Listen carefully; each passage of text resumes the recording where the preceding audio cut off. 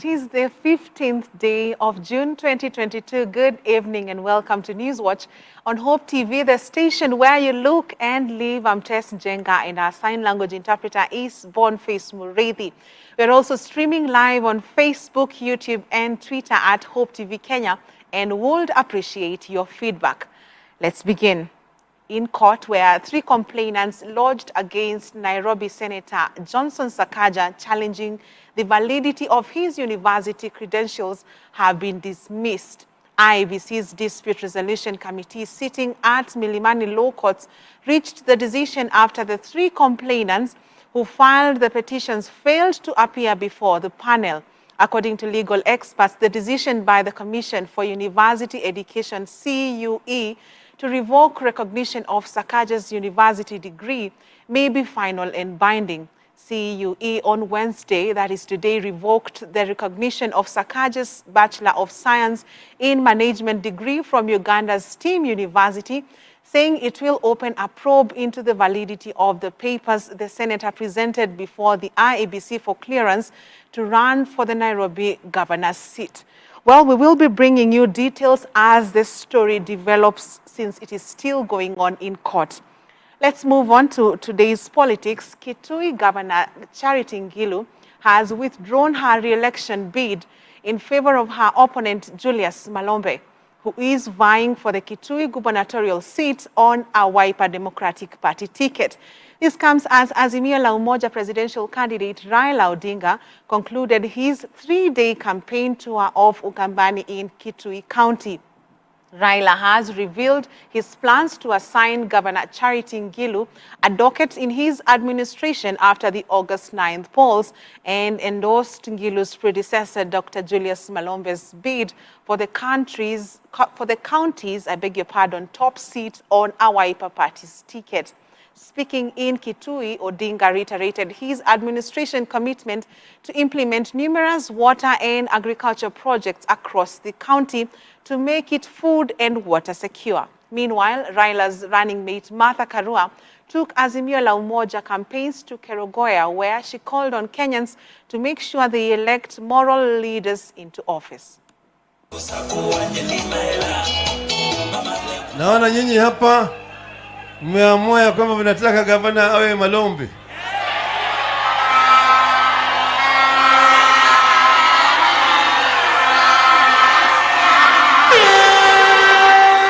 Sisi tunataka Wakenya wote tutembee pamoja kama kitu kimoja. Hatutaki kuona kama mwingine anazidi kuwa na shida na wengine wanakuwa na raha. Tunataka kuona kama kila Mkenya anacheka. Ndio tutakuwa tumemudu yale madui wetu watatu: ujinga, ugonjwa na umaskini. Sasa mko tayari? Mko tayari? Simuona vile sisi siko hapa. Simuona Kalonzo hapo, waziri mkuu, sio? Sasa nimeona hata Malombe anataka kurudi huko tena, sio? Hii mama nachukua napeleka Nairobi. Simepeleka mama Nairobi. Tunampa heko. Nasema wale wako na makesi kidogo kidogo waachilie Gavana Malombe arudi kwa kazi yake mara moja. Wangapi atampigia Raila kwa kura kwa wingi zaidi? Tulikuwa Makueni na baba Makueni kasema tosha. Na sasa Kitui mnasemaje? Tujiulize, ni nini tunatafuta kwa nchi ya Kenya sasa? Tuko na serikali ya ugatuzi, Kirinyaga tuko na serikali. Kila eneo la Kenya, kila county iko na serikali. Na pesa inakuja kila wakati ya kutufanyia kazi. Lakini ni mahali chache sana hiyo kazi inafanywa kwa njia inayofaa. Inatakikana kama ni mahospitali yawe bora zaidi, sababu uongozi uko karibu na pesa iko karibu. Still in politics, Deputy President William Ruto has asked the people of Kisii County to rally behind a government that understands the needs of ordinary Kenyans. Leading the Kenya Kwanza leaders, Ruto interacted with traders and the people of Suneka Town, Bonchari constituency today, where he also expressed confidence of winning the upcoming election. DP Ruto has also dismissed claims of election rigging. At the same time, ANC party leader Musalia Mudavadi castigated the Azimio Brigade over second-hand clothes, popularly known as mitumba. Wale mnateseka na mambo ya mashailok, wale mnateseka na mambo ya fuliza. Wananchi wengi hapa wameingizwa kwa CRB kwa sababu ya madeni ya fuliza. Ni kweli ama si kweli? Safari hii tutaweka pesa ya serikali ndio imsaidie mwananchi wa kawaida hapa chini, na hiyo pesa haitakuwa na interest yoyote. Tunaelewana? Bonjari, tumeelewana? Jambo la tatu, bei ya vyakula imepanda. Ni kweli ama si kweli? Lazima kwa vyovyote, lazima tupunguze gharama ya maisha Kenya. Wananchi wengi wanalala njaa. Wananchi wengi hawana vile ya kulisha familia zao. Na matatizo yetu kubwa ni kwamba kuna watu wanajiita viongozi, hawajawahi kulala njaa siku moja.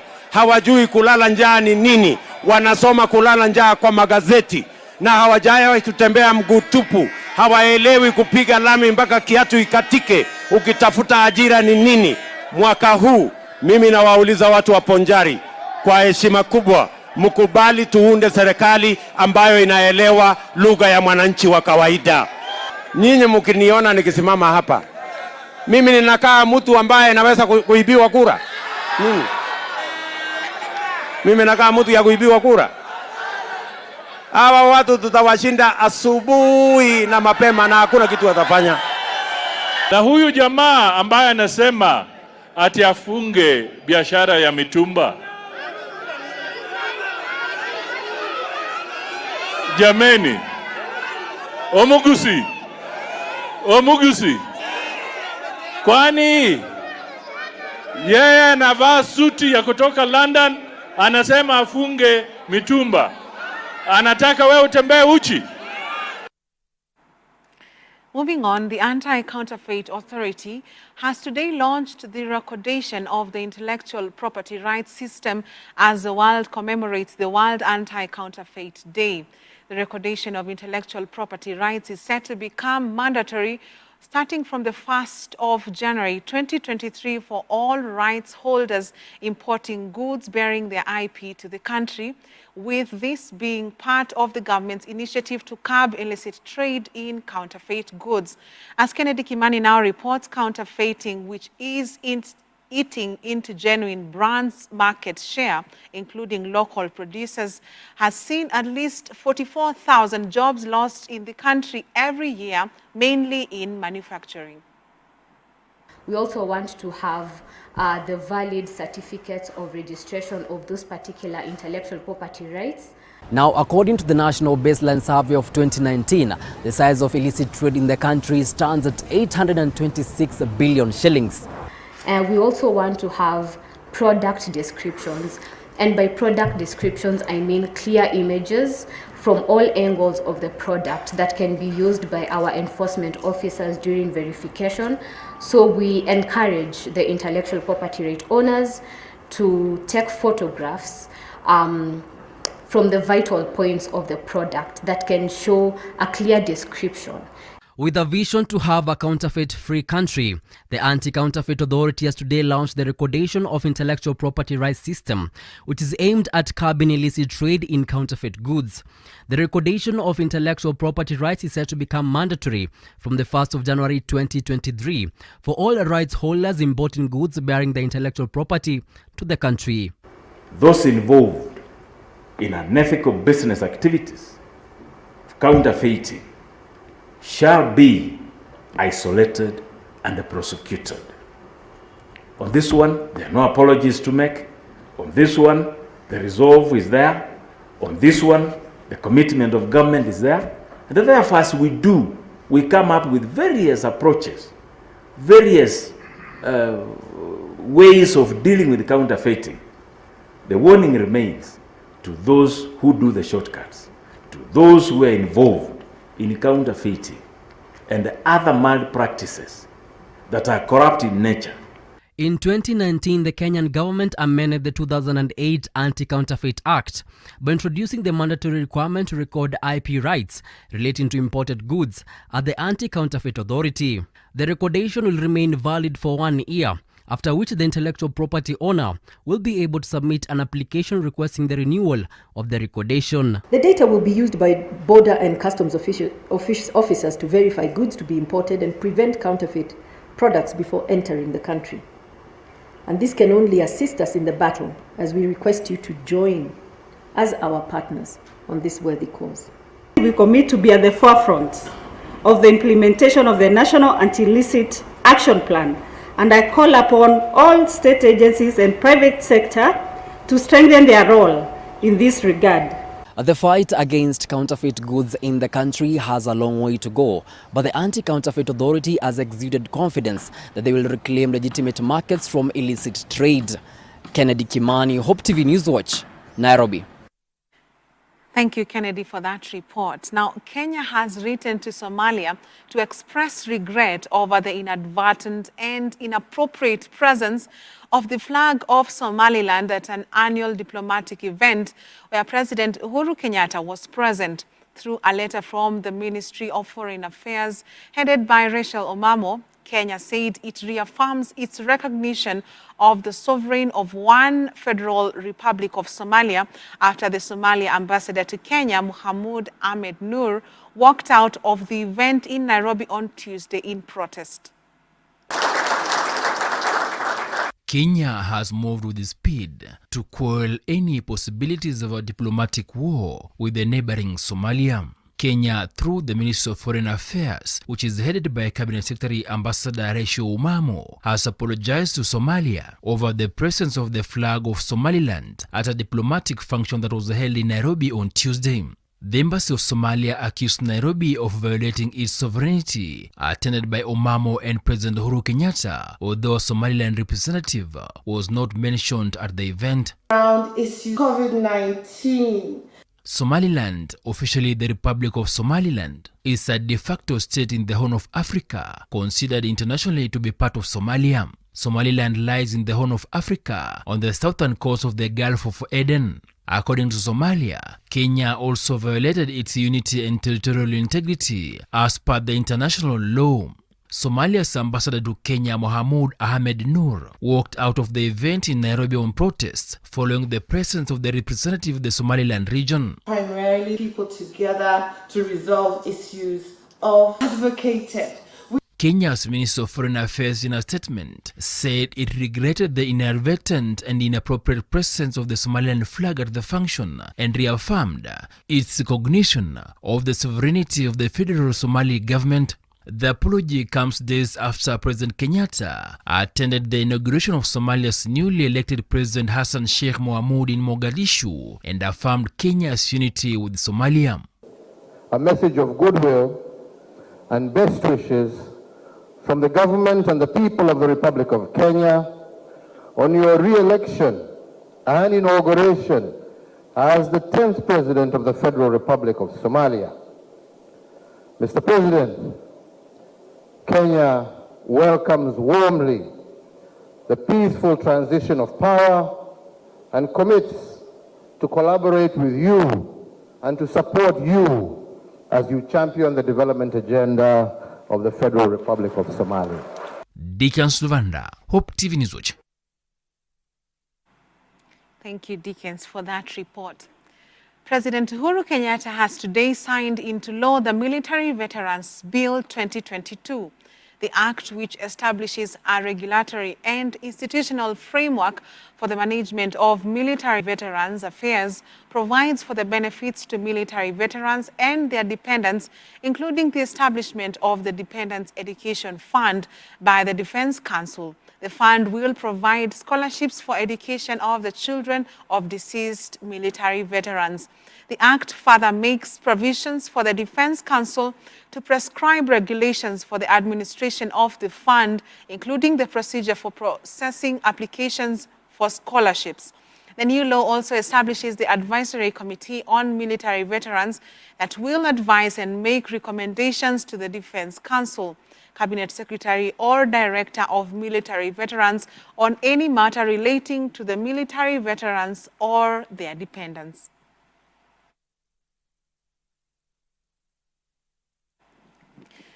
A family in Malindi has finally received the body of their 22-year-old kin who died under mysterious circumstances while working as a house help in the Middle East 3 months ago.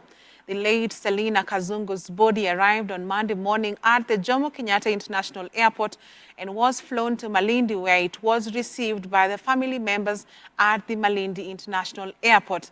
However, the family and leaders mourned the young lady, calling on the government to put proper mechanisms to avoid such cases. Here's Dolly Murigi with that report.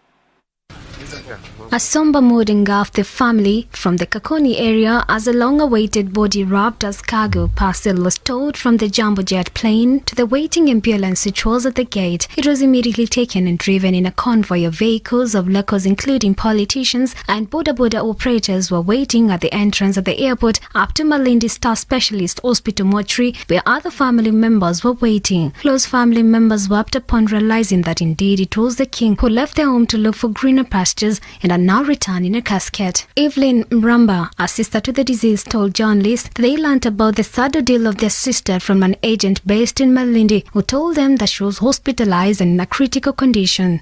Juu sasa challenge ilikuwa ni kwamba hakuna mwenye alikuwa na picha kwamba ni kweli, tukathibitishiwa kwamba ni kweli alikufa, hakuna hata mmoja. Sasa hiyo ndio challenge ilikuwa baada ya hii process ya pili. Sasa imetukoroga kwa huo muda wote tukisubiri. Kuna mwenye pia alijitolea akasema acha nifuatilia. Venye alifuatilia tukaambiwa kwamba alienda hosi yenye alikuwa mgonjwa, hakupata jina kama hiyo kwamba kuna mtu aligonjeka mochari.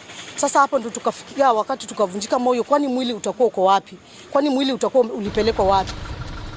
Fred Kazungu, the brother-in-law to the deceased, said they were making follow-ups about the death of the king but had challenges because they had no one to communicate with over there but only relied on the agents and lost communication with him, making them difficult to understand what was going on. Tumekuwa na changamoto kwa sababu hatukuwa na appointment kule upande ule, na ile ambayo tulikuwa tumetegemea ni agent, na pia tumekosa mawasiliano na agent wake, so it has been a very tough time. Lakini hatimaye tunashukuru wakati fulani tuliposaidiwa habari hizi zilipokuwa aired out katika mainstream media na katika social media, it was to our amazement kwamba hata foreign affairs hawakuwa wako aware, so ikabidi from there ndo tukaanza tena process ya kureport kwa foreign affairs, na hatimaye tunashukuru we got some communication mpaka sasa mwili umefika Kenya. Local leaders present mourned with the larger family of Mombeni who lost their kin in Saudi while struggling to earn a living. Tangu age dunia kuna takriban mwezi moja miezi miwili, na imekuwa kila siku hali ya majonzi kwa familia, kwa mama, kwa ndugu, marafiki, kwa sababu nakuta kama mwili ama mtu amekufa anapostiriwa ile faraja hushuka. Na watu husikia wamefunguliwa, wakasikia wako huru, wakakubali matukio ya Mungu. Tunashukuru kwa sababu tumekuja kureceive mwili wa msichana wetu aliyekuwa amekufa kule Saudia, and we are happy after 3 months now finally the body is here. So it is a somber mood for the family and both the leaders in Malindi. Unconfirmed reports indicate that the girl who has been working in the Middle East since July last year was stabbed and died while undergoing treatment at Saudi Arabia hospital. However, the government has always been urged to aid Kenyans ailing in the Middle East. Dolly Murigi, Hope TV.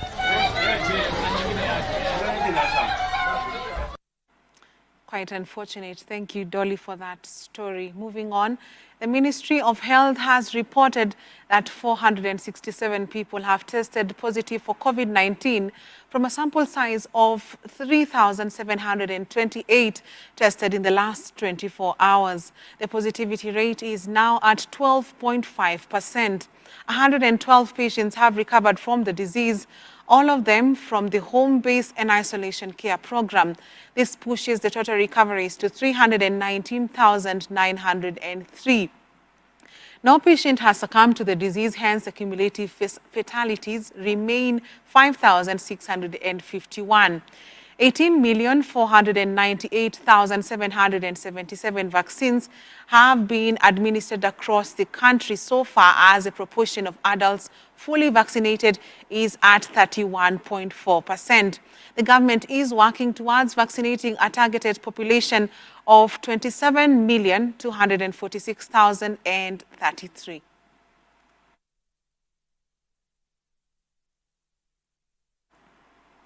Well, now let's take our first break on NewsWatch Tonight. We have plenty more after the break.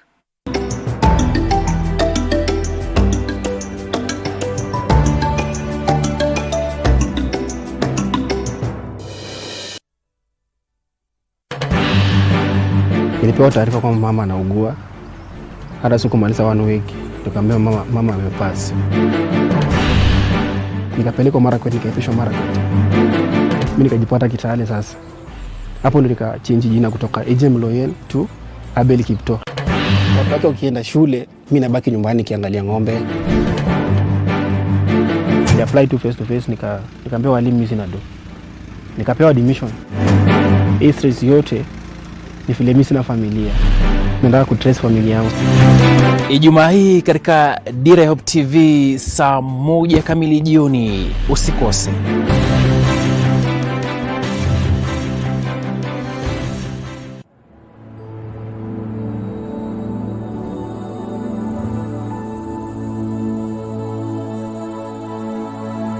Every day, over 15 million members are transforming Africa.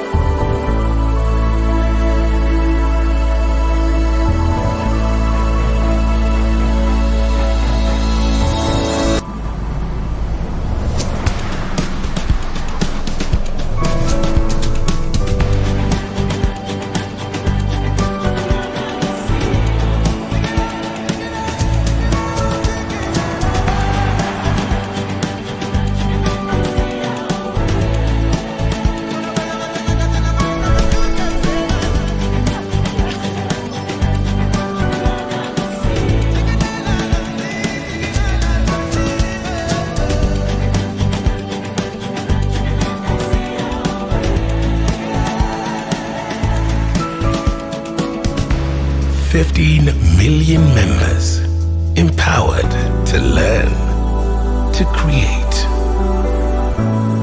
to grow, to harvest, to lead, to dream. Equity. Karibu member.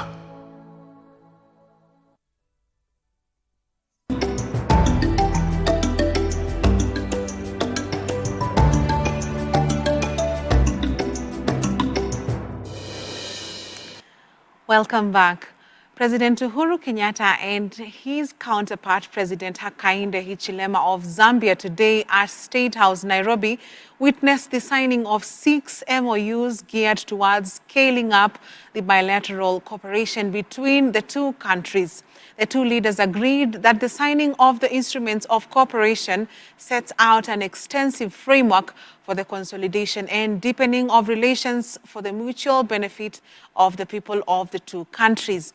Earlier, when he arrived at State House, Nairobi, at the start of his 2-day state visit in the country, President Hichilema was received by his host, President Kenyatta, in a colorful state reception that included a guard of honor mounted by a detachment of the Kenya Air Force and a 21-gun salute.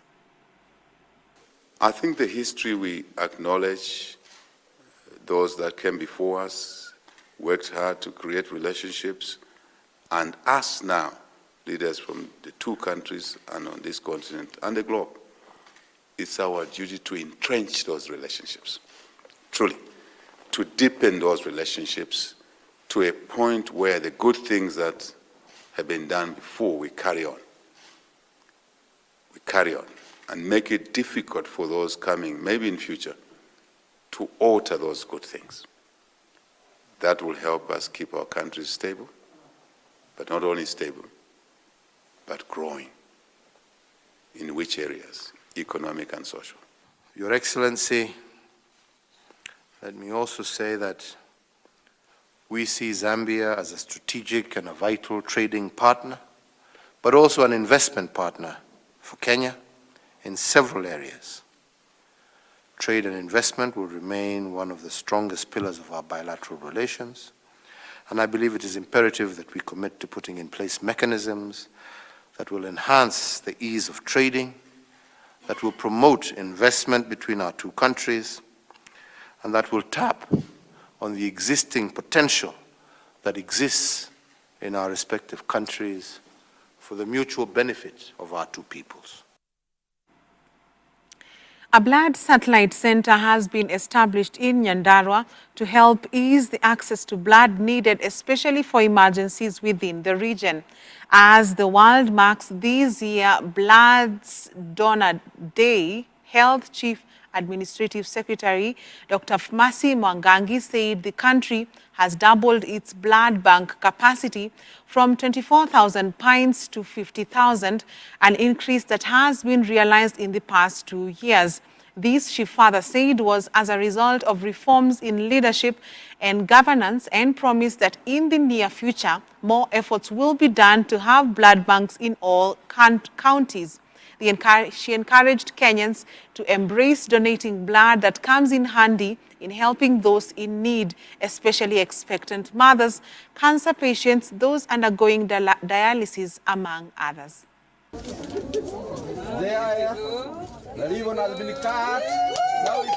Mimi nishaweka milioni 15 kama governor kutengeneza huu mradi wa blood bank ama bank ya damu, na tuko tayari na damu yetu ambao tumeweka hapa stock. Zamani tulikuwa na shida kubwa sana wakati tuna watu ya kansa, wamama ambao wanataka kupatiwa watoto, watu ambao wamechomeka ambao wanahitaji damu, na wale wengine ambao wako na anemia ambao labda damu imeisha tu kwa afya yao, lakini sasa imekuwa ni rahisi kuatibu.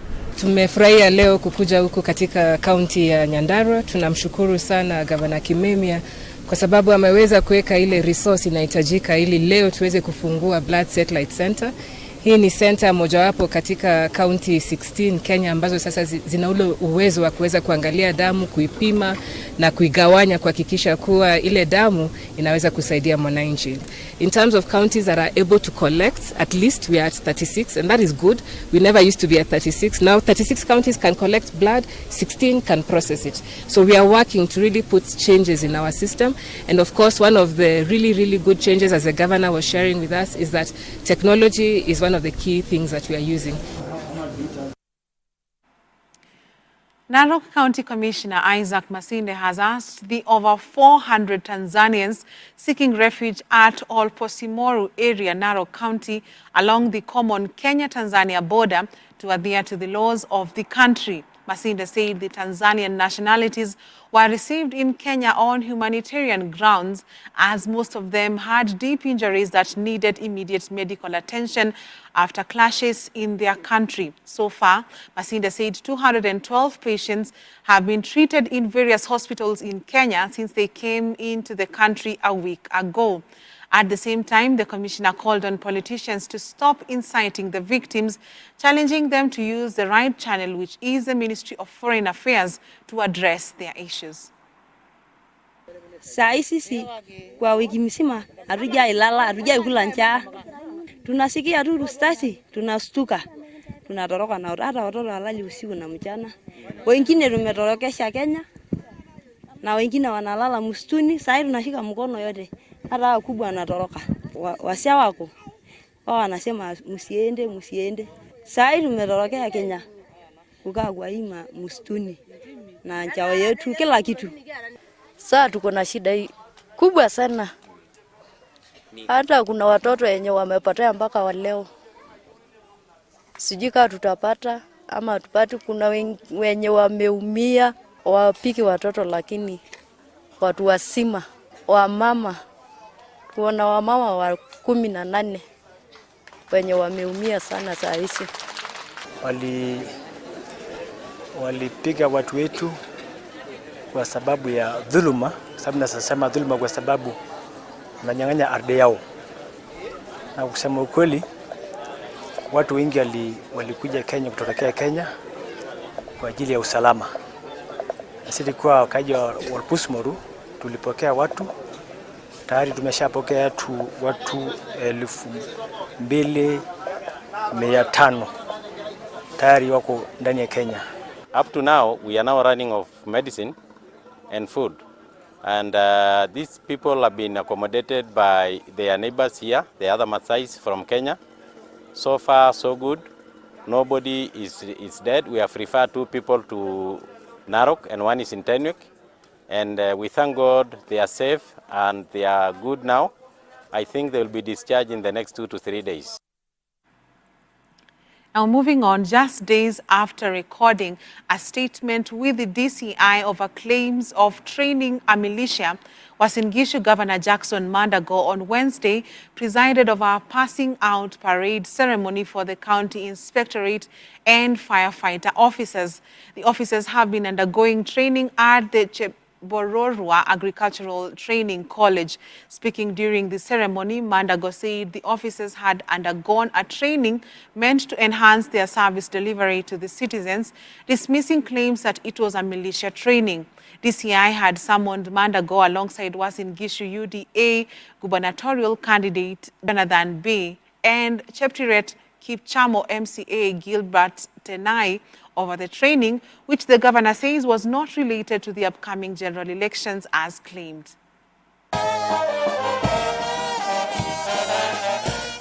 Ladies and gentlemen, as fire and inspectorate officers, you've been trained so that you can better the services of the county government of Uasin Gishu.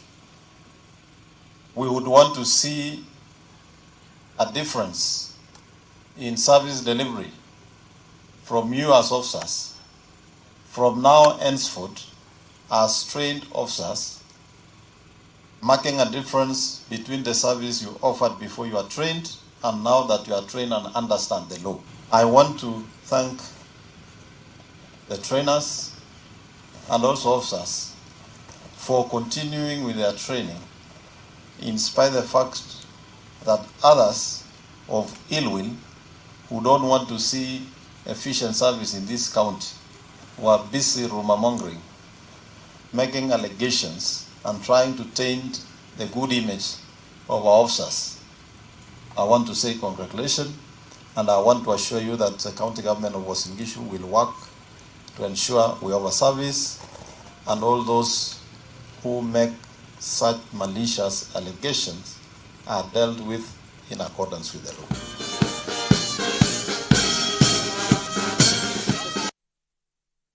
The state, through the National Government Administration Officers NGA or NGAO structure, has begun an ambitious drive to mainstream a culture of integrity and civic responsibility from the grassroots. Interior Principal Secretary Dr. Karanja Kibicho has pointed out a general acceptance, that bribery and favor-seeking are intrinsic to service delivery, and announced that the government will train all its administrators to lead a charge in resetting this mindset in their areas of jurisdiction. Speaking at Embakasi APTC during the opening of a 5-week paramilitary training for 451 assistant county commissioners from across the country, the PS stated that the officers will soon begin partaking in enlightening members of the public on why civic virtues matter in social development. When you're in this uniform and the other that you put in the field, you are a role model to a lot of people. And being a role model to a lot of people calls for a lot of sacrifice. There are some things when you're in this job you cannot afford to do. Na nimesikia zingine hapa Osia akisema, I hope that exchanges like those only happen within your sphere, not outside. Because you are a role model to so many. You cannot be a role model saa zile unaenda kwa kirabu, in the sub-county, in the ward, in the division where you serve, unakunywa mpaka unaanza kukojoa hapo nje kwa bar, na wewe ni ACC. Because you are supposed to be a role model of disciplined people and people who everybody looks upon and says, ningependa kuwa mtu kama huyu. And therefore, it is upon us to understand government programs and policies and ensure that they succeed. Now, Kenyans have been cautioned to be on the lookout for fake money that could be in circulation by politicians eyeing for various seats during this campaign period. According to Machakos Town Deputy County Commissioner David Rotich, Kenyans need to be careful with the money they receive from politicians, and in case they notice circulation of any fake money in the market, Rotich has advised them to immediately report to the police. Speaking to the media in Machakos County, Rotich also revealed that the law enforcement agencies are on the lookout regarding illicit trade and counterfeit products in the market.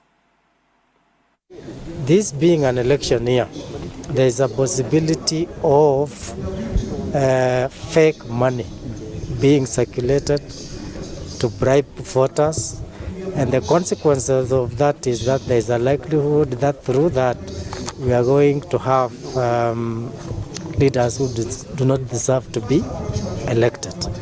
So we are asking the members of the public to be on the lookout, and should they detect any fake money, they alert our law enforcement agencies.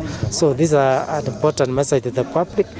Then lastly, whatever has been discussed in this forum, it's important that it gets to the public out there. So we'll make use of our national government administrative officers in their public barazas to reach out to the public and sensitize them on the dangers of counterfeit products and illicit trade. Across our borders, the United Nations has reported that violence in Sudan resulted in at least 145 dead and over 180 wounded this month. The tribal clashes occurred in West Darfur and South Kordofan provinces and were described as the deadliest in recent years. According to the UN Office for the Coordination of Humanitarian Affairs, the violence erupted last week between the two tribes, one tribe, the Arab, the other African, over a land dispute. The clashes took place in the wake of October's military coup that marked an end to the country's short-lived transition to democracy. According to the UN office, the fighting subsided following the deployment of troops to the area. Authorities also declared a nightly curfew last week, but tensions remain high. The violence puts into question the UN Security Council decision last year to dismantle the joint UN-African Union peacekeeping force mandate in the region.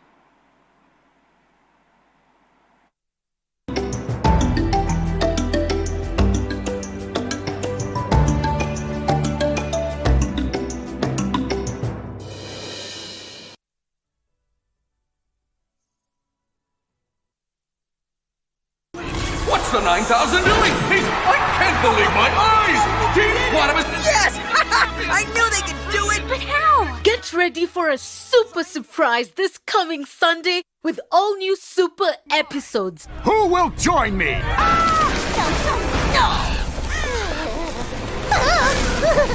They're delivering bread and meat to Elijah. All new super adventures, all new super season. I'm Chris. I'm Joy, and this is Gizmo. You should come with me. Let's have fun while learning from Chris, Joy, and Gizmo. What are you doing? All new Superbook Season 4 exclusive to Hope TV, where you look and live.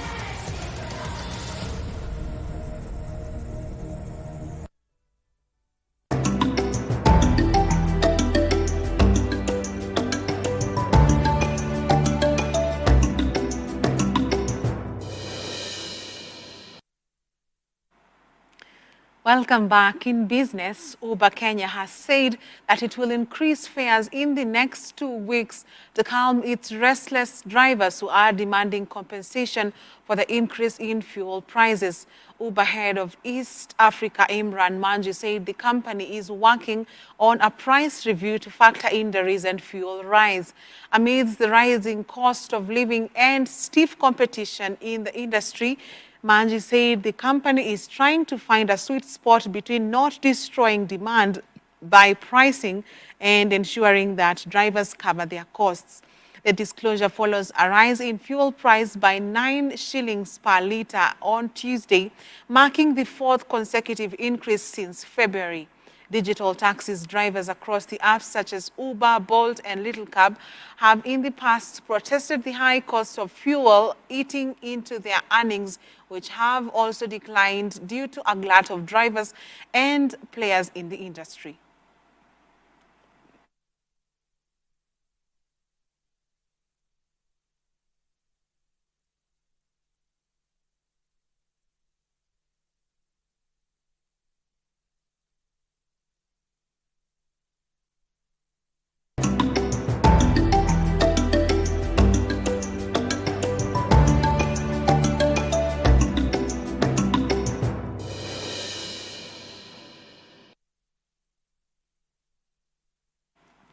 And in sports, England suffered their worst home defeat for 94 years as they were stunned 4-0 at home by Hungary in their UEFA Nations League clash on Tuesday night.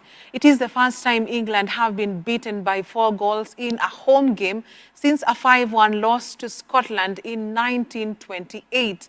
England's players were soundly booed at the full-time whistle by the home fans at Molnix, with the pressure now on manager Gareth Southgate going into the World Cup later this year.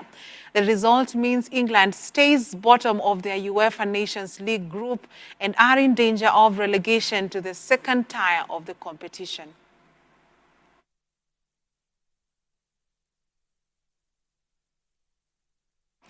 And Liverpool have completed the signing of Uruguay striker Darwin Nunes from Portuguese side Benfica on a 6-year deal for an initial £64 million. The 22-year-old could become the club's record signing, with the fee rising to a potential £85 million with add-ons.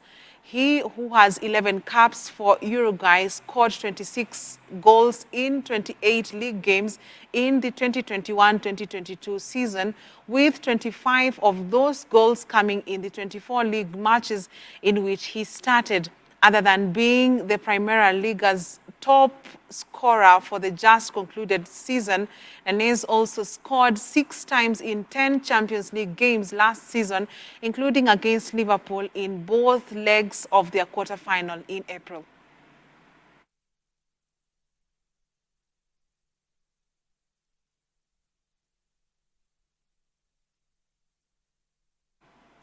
Well, that story wraps up NewsWatch tonight. On behalf of the whole team, thank you for watching. I'm Tess Jenga, and our sign language interpreter is Boniface Muredi. God willing, see you tomorrow, same place, same time. For now, have a good night and God bless you.